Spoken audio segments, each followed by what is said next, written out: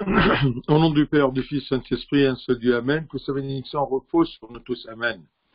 Alors, aujourd'hui, on va continuer le premier chapitre de l'épître, de la première épître de Saint Paul aux Thessaloniciens. On a étudié ensemble du verset 1 à 4. Aujourd'hui, on va continuer le premier chapitre. On va prendre du verset 5 au verset 10. Mais pour se rappeler tout simplement le contexte général de cet épître, on va le lire rapidement, quatre versets, les 4 premiers versets. Paul et Sylvain et Timothée à l'église des Thessaloniciens, qui est en Dieu le Père et en Jésus-Christ le Seigneur. Que la grâce et la paix vous soient données. Nous rendons continuellement grâce à Dieu pour vous tous, faisant mention de vous dans nos prières. Nous rappelons sans cesse l'œuvre de votre foi, le travail de votre charité et la fermeté de votre espérance en notre Seigneur Jésus-Christ, devant Dieu notre Père. Nous savons, frères bien-aimés de Dieu, que vous avez été élus. Notre évangile ne vous ayant pas été prêché en parole seulement, mais avec puissance, avec l'Esprit Saint et avec une pleine persuasion, car vous n'ignorez pas que nous nous sommes montrés ainsi parmi vous, à cause de vous. Et vous-même, vous avez été mes imitateurs, et ceux du Seigneur, en recevant la parole au milieu de beaucoup de tribulations, avec la joie du Saint-Esprit, en sorte que vous êtes devenus un modèle pour tous les croyants de la Macédoine et de l'Achaïe. Non seulement en effet la parole du Seigneur a retenti de chez vous dans la Macédoine et dans l'Achaïe, mais votre foi en Dieu s'est fait connaître en tout lieu, de telle manière que nous n'avons pas besoin d'en parler.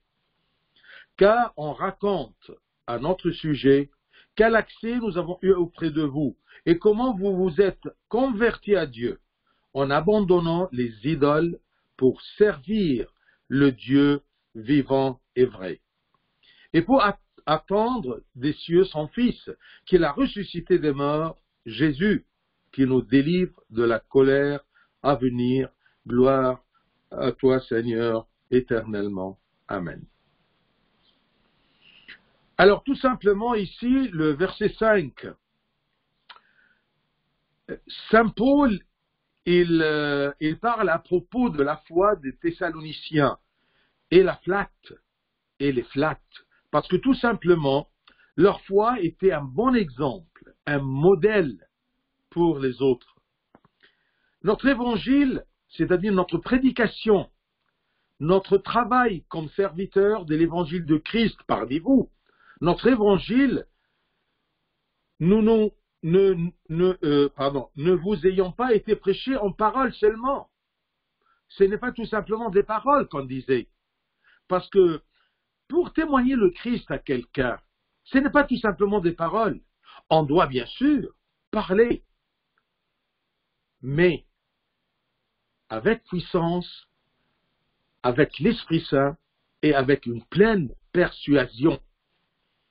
La parole humaine ne suffit pas simplement, mais notre évangile, ne vous ayons pas été prêché en parole seulement, mais avec puissance, avec l'Esprit Saint, avec la puissance de l'Esprit Saint, pour vous aider à être persuadés de ce que vous entendez, de ces paroles annoncées, non pas à votre intellect tout simplement, mais à votre cœur. Peut-être les paroles, le langage humain peut persuader l'intellect, la raison humaine, mais on ne peut pas persuader facilement le cœur. Pour la foi, pour l'évangile de Jésus-Christ, on a besoin de persuader le cœur des gens par la puissance de l'Esprit Saint pour pouvoir convaincre ou soumettre la raison humaine. Donc, on a besoin, pour témoigner le Christ, on a besoin bien sûr de la parole, qu'on annonce l'évangile du Christ, mais on a besoin de la puissance de l'Esprit Saint qui œuvre dans les auditeurs pour les aider ou pour les persuader. Persuader par la puissance de l'Esprit Saint. C'est pour cela que Saint Paul, ce prédicateur parmi les nations, et attention quand on dit c'était le prophète des nations, oui, il prêchait aussi aux Juifs, mais prêcher à des gens qui n'ont pas aucune idée à propos de l'Éternel, qui n'ont pas de base de foi à l'Éternel, le Créateur du ciel et la terre, prêcher à des gens qui adorent des dieux et même des idoles, des pierres, eh bien, ce n'est pas facile. Il avait toujours besoin de cette puissance de l'Esprit Saint pour persuader ses cœurs, ses âmes. Donc, c'est un prédicateur expérimenté. C'est pour cela qu'il dit aux Corinthiens, qui était beaucoup plus difficile que le Thessaloniciens, il dit dans sa première épître aux Corinthiens, chapitre 2, versets 1, 4, 5. Il leur dit, pour moi, frères, lorsque je suis allé chez vous, ce n'est pas avec supériorité de langage ou de sagesse que je suis allé vous annoncer le témoignage de Dieu. Et ma parole et ma prédication ne reposaient pas sur les discours persuasifs de la sagesse, mais sur une démonstration d'esprit et de puissance. Sa prédication aux Corinthiens n'était pas fondée sur des paroles ou une sagesse humaine ou une expérimentation, un dialogue expérimenté, un serment fort expérimenté. Non, c'était reposé sur la démonstration d'esprit qui œuvre avec puissance dans vos cœurs. Je ne suis pas venu, je ne suis pas allé chez vous avec une supériorité de langage humain ni de sagesse humaine pour annoncer le témoignage de Dieu, mais une démonstration d'esprit. On a bien senti en vous, Corinthiens, l'œuvre de l'esprit et sa puissance pour vous persuader. Verset 5. Afin que votre foi fût fondée non sur la sagesse humaine, mais sur la puissance de Dieu, sur la puissance de l'esprit de Dieu qui œuvre dans les personnes, les auditeurs, les convertis pour les persuader. Donc, ne pense pas que tu peux persuader quelqu'un de témoigner le Christ tout simplement par la sagesse humaine ou par la supériorité du langage, mais tu as toujours besoin, à côté de la parole, à côté de la force de l'Esprit Saint qui œuvre en toi, la force et la puissance de l'Esprit Saint qui œuvre dans l'auditeur pour le persuader. Et aussi, Saint Paul, il nous dit, à travers son première épître du jour aux Corinthiens, chapitre 12, verset 3, 1 Corinthiens 12, 3, c'est pourquoi je vous déclare que nul, s'il parle par l'Esprit de Dieu, s'il est soutenu par l'Esprit de Dieu, soutenu par l'œuvre de l'Esprit Saint en lui comme prédicateur, celui-ci ne dira jamais Jésus est anathème, Jésus est refusé. Non, jamais. Donc si quelqu'un il dit quelque chose contre le Christ, sûrement, celui-ci ne parle pas par l'Esprit de Dieu. Et aussi, et que nul ne peut dire Jésus est le Seigneur si ce n'est par le Saint-Esprit. Personne ne peut avouer, personne ne peut témoigner que Jésus est le Seigneur, Jésus est le Dieu vivant et vrai. Personne ne peut dire Jésus est le Seigneur si ce n'est par le Saint-Esprit, par la puissance de l'Esprit de Dieu. Donc, là, on comprend à travers cet épître aux Thessaloniciens que pour témoigner, pour annoncer l'évangile de Christ, la bonne nouvelle, On a besoin de la puissance de l'Esprit de Dieu, cette puissance persuasive pour aider les gens à dire et à être convaincus que Jésus est le Seigneur. L'apôtre et ses compagnons ont agi en supportant beaucoup de peines, de persécutions, des tribulations, et ils ont supporté cette peine et cette douleur durant leur prédication avec virilité, une virilité spirituelle, un courage afin d'attirer les gens au Christ.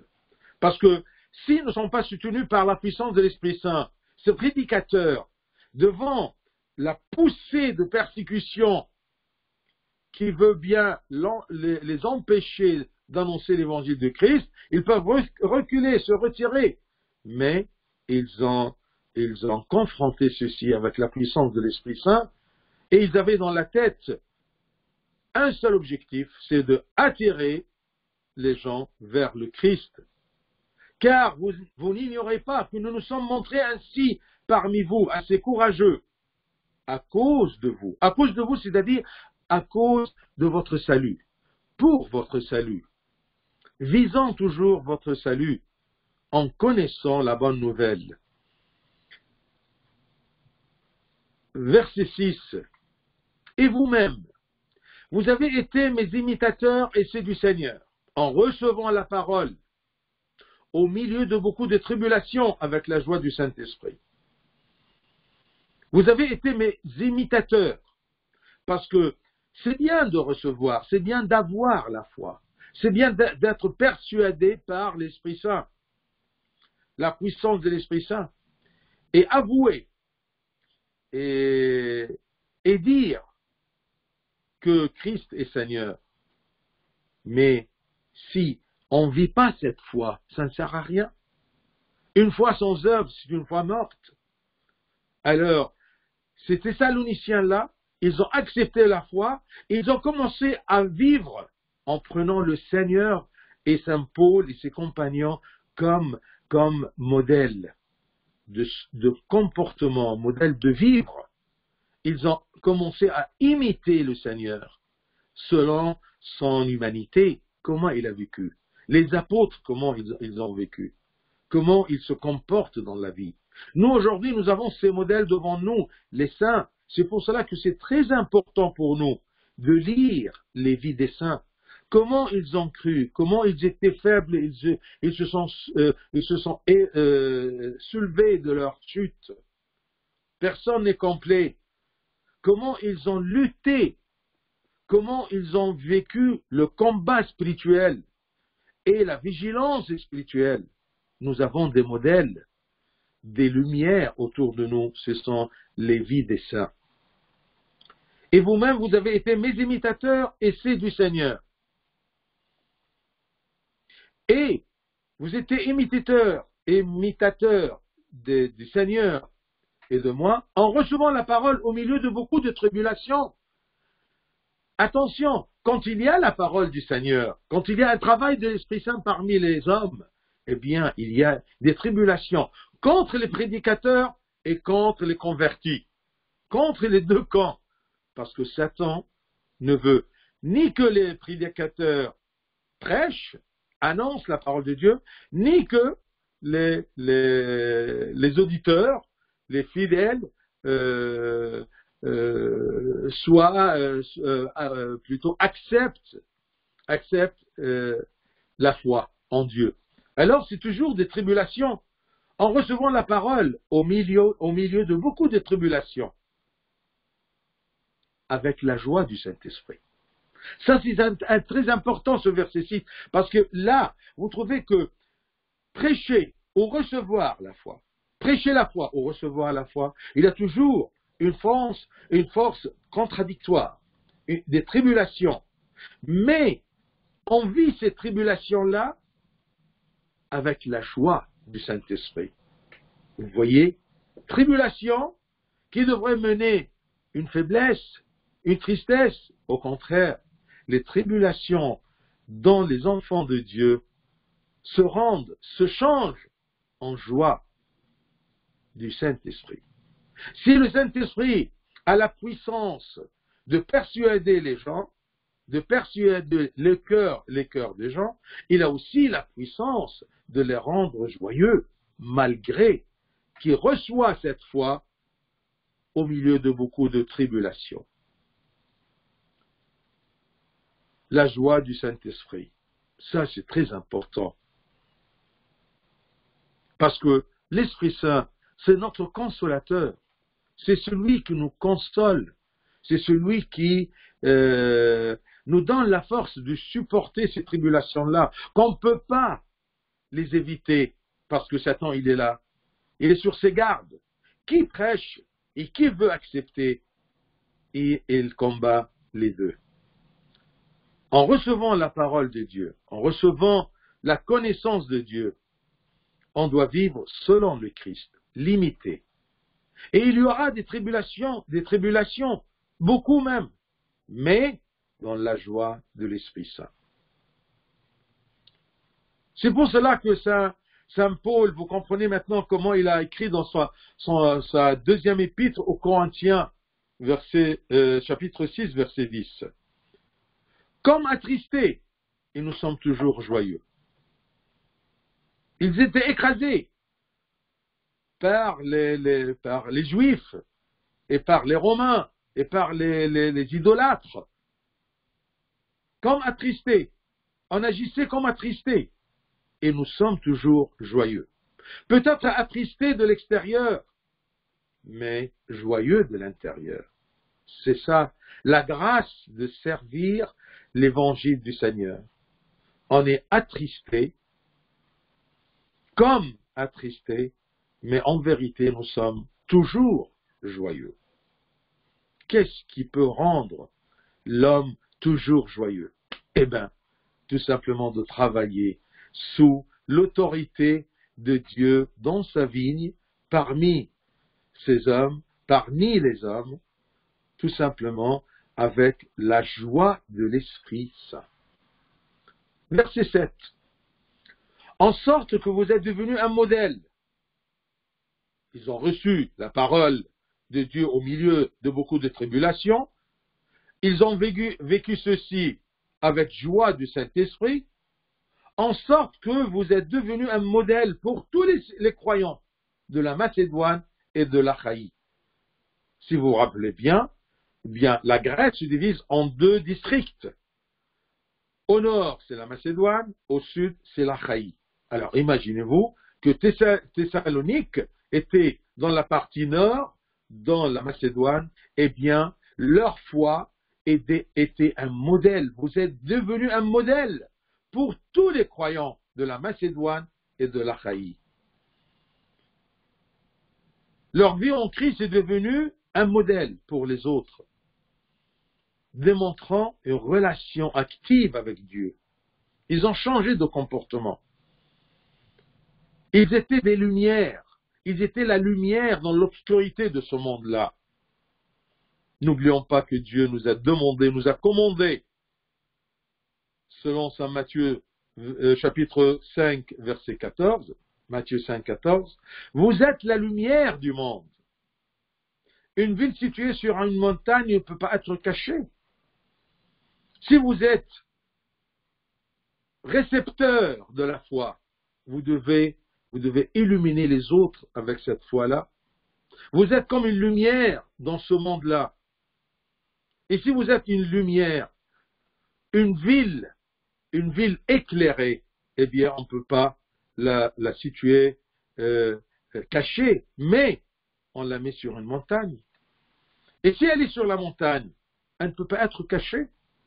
Parce que ça, c'est évident. C'est évident que si nous avons la lumière de la foi en nous, et nous imitons le Seigneur, et nous suivons les modèles des saints, eh bien sûrement, cette foi-là va illuminer, va éclairer le monde autour de nous. Et on n'allume pas une lampe pour la mettre sous le boisson. mais on la met sur le chandelier et elle éclaire tous ceux qui sont dans la maison, tous ceux qui sont dans le monde. Eh bien, si tu veux tout simplement être un témoin du Christ, vis la foi, imite le Seigneur, vis selon les commandements du Seigneur. Et même sans la parole, tu seras une lumière, une ville sur une montagne, tu seras une lampe allumée qui éclaire tous ceux qui sont dans ce monde-là. Tu vas éclairer dans l'obscurité du monde. Sans parler, mais en se comportant. Que les gens voient vos bonnes œuvres et ils glorifient votre Père qui est aux cieux. En sorte que vous êtes devenu un modèle pour tous les croyants de la Macédoine et de l'Achaïe. Vous les parents, êtes-vous un modèle? Vous les enfants, êtes-vous un modèle dans votre école, dans votre université, dans la rue, dans le bus, dans le tramway? Sans parole. Mais est-ce que ça se voit que vous êtes illuminés par la puissance de l'Esprit de Dieu? Verset 8.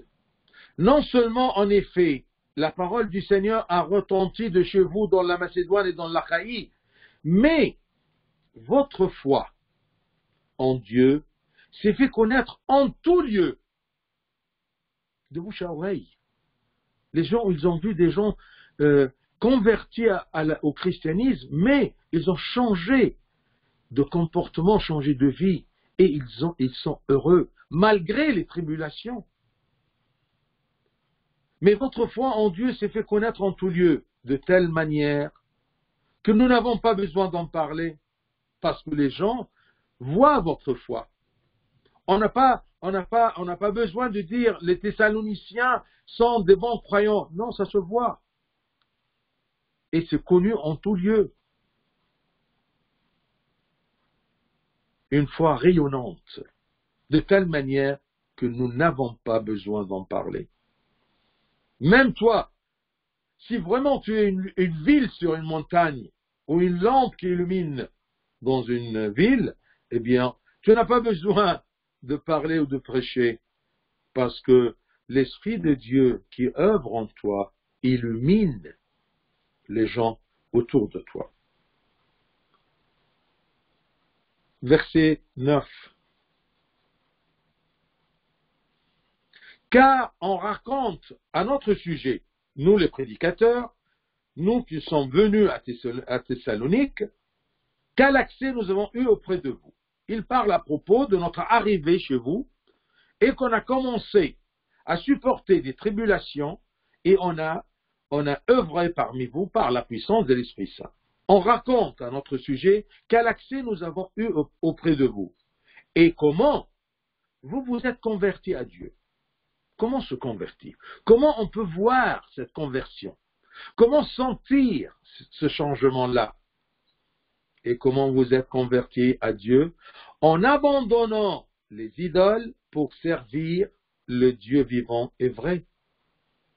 C'est ça l'encheminement de la conversion, du repentir. Ce qu'il y a en abondant.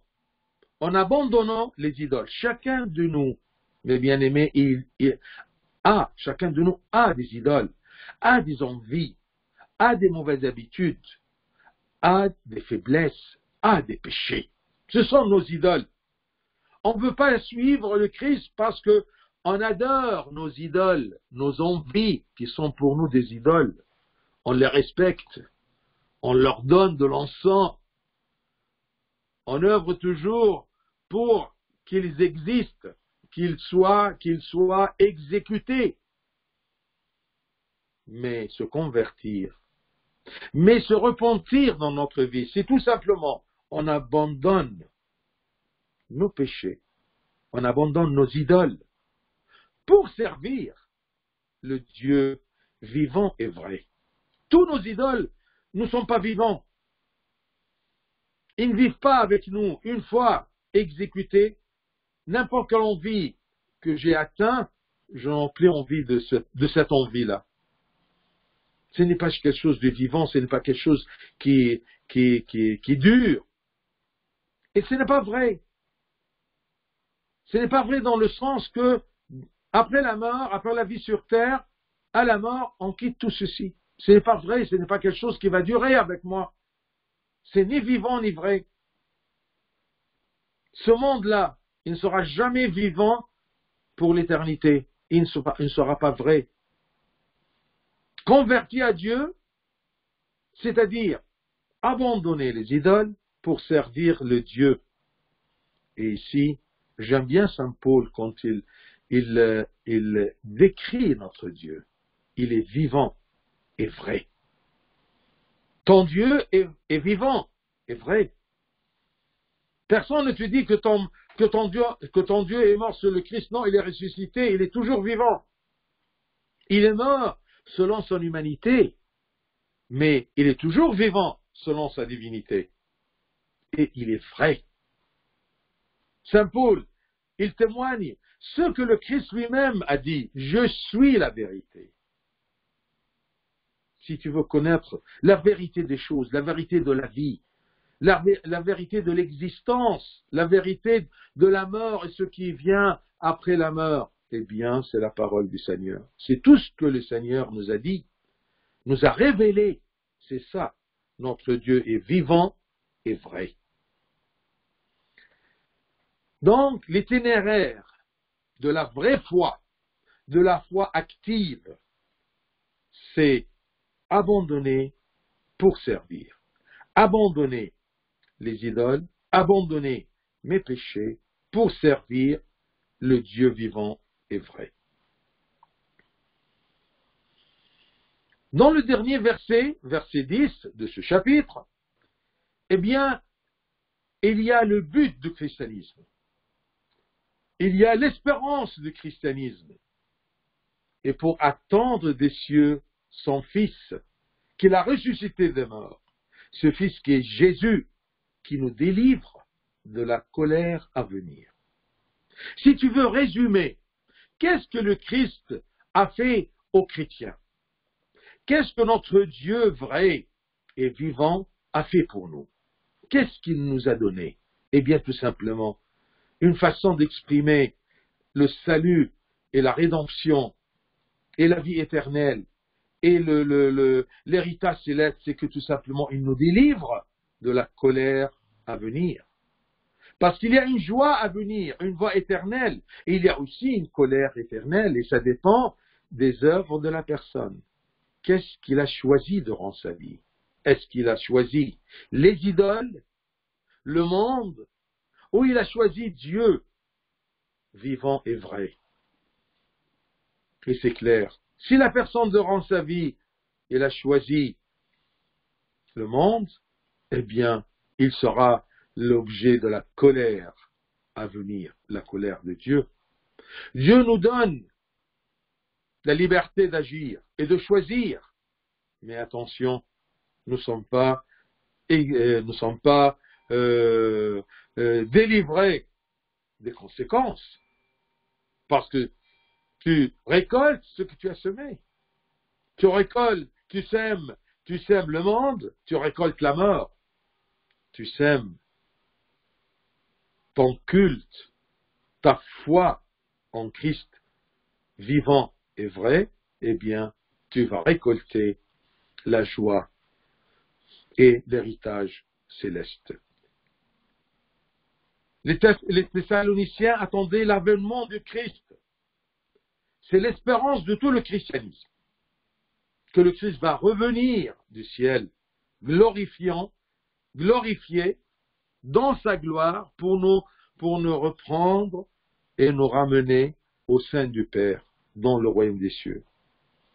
C'est l'espérance de tout le christianisme par lequel toutes les promesses divines s'accomplissent. Quelles sont les promesses divines? C'est tout simplement tout ce qui concerne la vie éternelle. Il nous a promis la vie éternelle.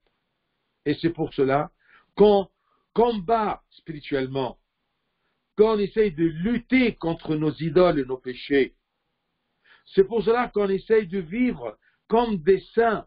On se sanctifie à travers les sacrements de l'Église pour se préparer à cette venue du Christ.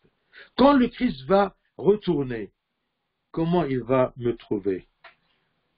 Parmi les idoles ou dirigé vers Dieu vivant et vrai? Cette espérance-là du second avènement de Christ, ça nous donne un encouragement pour combattre avec zèle. On comprend maintenant le sens de notre vie sur terre. Oui, c'est travailler pour vivre sur terre, mais pour se comporter, pour imiter le Christ, pour se comporter selon les commandements de Dieu, selon la loi de Dieu, pour être parmi les enfants de Dieu. C'est ça notre espérance, que le Christ est ressuscité, il est monté aux cieux, et il va retourner pour nous ramener.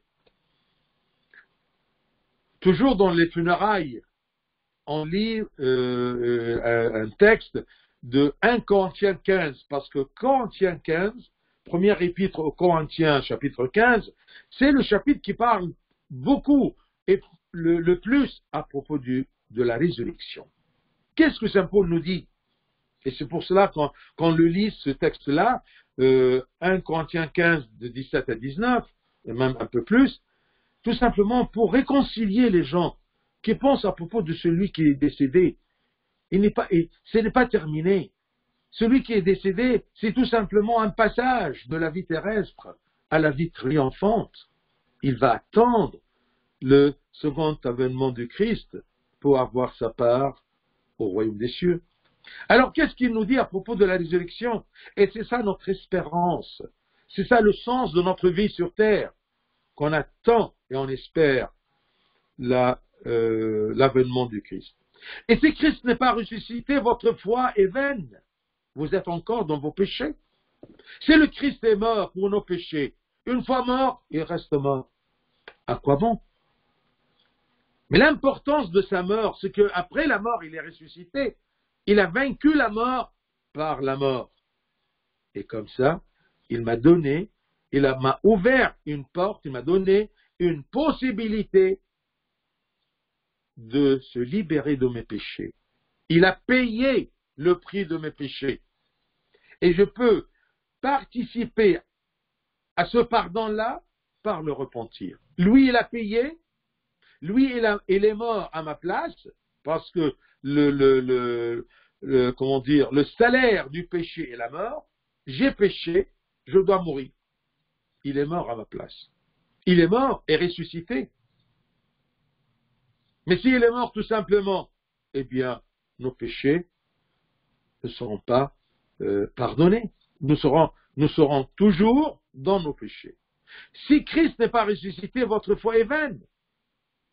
Vous êtes encore dans vos péchés, parce que ma foi, c'est que le Christ a effacé mes péchés, a payé pour mes péchés, m'a libéré de mes péchés pour avoir une place au royaume des cieux. Alors s'il n'est pas ressuscité, c'est-à-dire que ma foi est vaine, que notre foi, nous les chrétiens, est vaine. Et si Christ n'est pas ressuscité, votre foi est vaine. Vous êtes encore dans vos péchés. Et par conséquent, aussi ceux qui sont morts en Christ sont perdus. Si quelqu'un est mort en croyant en Christ et le Christ n'est pas ressuscité, eh bien, il est perdu. S'il n'y a pas de résurrection, par conséquence, aussi ceux qui sont morts en Christ, dans la foi du Christ, sont perdus. Si c'est dans cette vie seulement que nous espérons en Christ, si durant tout simplement la vie sur terre qu'on veut l'aide de Christ qui nous protège, qui nous donne ce qu'on veut, qui nous donne le succès, qui nous donne la richesse, la santé. Si c'est dans cette vie seulement que nous espérons en Christ, nous sommes les plus malheureux de tous les hommes. Si c'est dans cette vie seulement que nous espérons en Christ, il n'y a pas une continuation, il n'y a pas une éternité, eh bien, nous sommes les plus malheureux de tous les hommes. On a essayé de vivre conformément à la sainteté et la sanctification. Et après ça, il n'y a rien après. nous sommes les plus malheureux de tous les hommes. Comme on dit, on a perdu ce qu'il y a sur terre, il n'y a rien après la mort. Alors, nous sommes les plus malheureux des hommes. Ce qui n'est pas le cas. Nous sommes les chrétiens qui ont cru en Christ. Et par la puissance de l'Esprit Saint, nous étions persuadés des promesses de Dieu, qu'il y a une vie éternelle, qu'il y a une récompense, et on doit lutter et combattre durant notre vie pour avoir part à cette récompense. Endurant la foi, avec action de grâce. Merci Seigneur que tu nous as donné d'être chrétiens. Nous sommes nés chrétiens. Et courage pour ceux qui se sont convertis. Et courage par le Saint-Esprit qui cherche à se convertir, tout simplement pour s'accrocher au royaume des cieux, endurant la foi avec action de grâce et essayant toujours de s'accrocher au commandement malgré toutes les tribulations. Parce qu'à l'intérieur, au sein des tribulations, il y a la consolation et la joie de l'Esprit Saint. Tenez bon, parce que nous avons une espérance que le Christ, notre Seigneur, va retourner, nous attendons des cieux le Fils, Jésus, qui va nous délivrer de la colère à venir. Gloire à lui éternellement. Amen.